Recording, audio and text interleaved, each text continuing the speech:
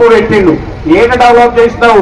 దొంగతనం చేసుకొని దొంగసుకొని తినుకుంటా మరి 7 కోట్ల అప్పు ఉంది. మరి ఇంక ఇలా మళ్ళా ఏడుస్తున్నాడు. 7 కోట్లు ఉంటే నాకు పెళ్లి చేసుకుంటుంది, లేకపోతే ఆ పైసలు లేక చేసలేడు. పైసలు లేక పెళ్లి చేసలేనని చెప్పే మొడవట నువ్వు ఎట్లా పైసలు చదువుతున్నావు? ఎట్లా చదువుతున్నావు? ఏం పెట్టుకొని ఏడుస్తున్నావు? ఇంకా కొడుకు పైసలు లేవట అని చెప్తాడు. ఎన్ని కోట్లు? ఏం ఆడపిల్లనా? 2 కొడుకులు, ఆడపిల్ల పెళ్లి అయిపోయింది. ఆడపిల్లనా? ఈ కోట్లు ఇవ్వడానికి కోట్లు అవసరం కొడుకు పెళ్లికి అది చెప్పుకొని ఏడుస్తాడు. అంటే అన్ని రకాల మభ్య పెడతాడు. దయచేసి మీరు గమనించండి, మిమ్మల్ని ఎంత మభ్య పెట్టాలనో అంత మభ్య పెడతాడు. మీ చేతులు ఉంది కాబట్టి అలాంటి మాటలు నమ్మకండి. ఈరోజు ఏడుస్తాడు, తుడుస్తాడు, మళ్ళా గెలవాలని చూస్తాడు. నిన్నటి నిన్న మందు పట్టుకోరు, ఎన్ని కాటన్లు. మొన్న డబ్బులు పట్టుకుంటే మన బీఆర్ఎస్ కార్యకర్తలు వాళ్ళ కార్యకర్తలు పట్టుకుంటే ప్రజలే పట్టుకుంటున్నారు. పట్టుకుంటుంటే నాకు దమ్ముంది మేము వంచుతా అంటాం. అంత రుబాబుగా మాట్లాడుతాం.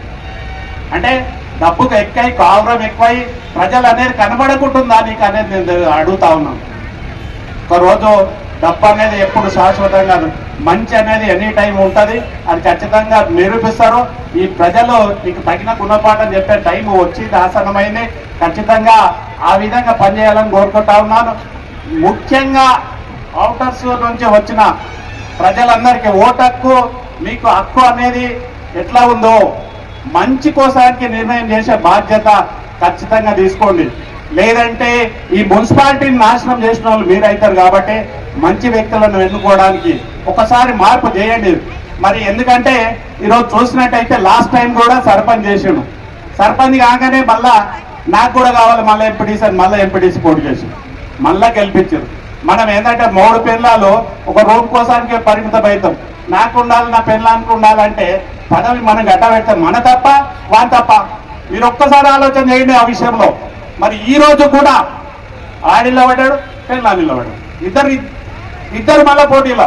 అంటే ఇంకొకటి ఇలా పడద్దా? ఇంకోటి నాయకుడు కావద్దా?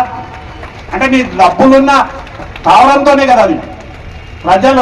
ప్రజలు ఇది విషయంలో ఆలోచన చేయాలి. ఖచ్చితంగా మీరు సపోర్ట్ చేసి బీఆర్ఎస్ పార్టీని గెలిపించాలని కోరుతా ఉన్నారు. దయచేసి మోసపోకండి, ఆలోచన చేయండి. రేపు ఇది గ్రామము మీది అని ఆలోచన చేయండి.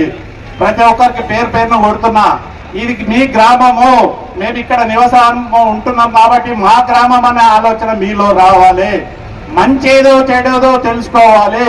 తెలుసుకొని మాత్రం ఓటు నిర్ణయం చేయాలని కోరుతా ఉన్నా. బయటలో आपको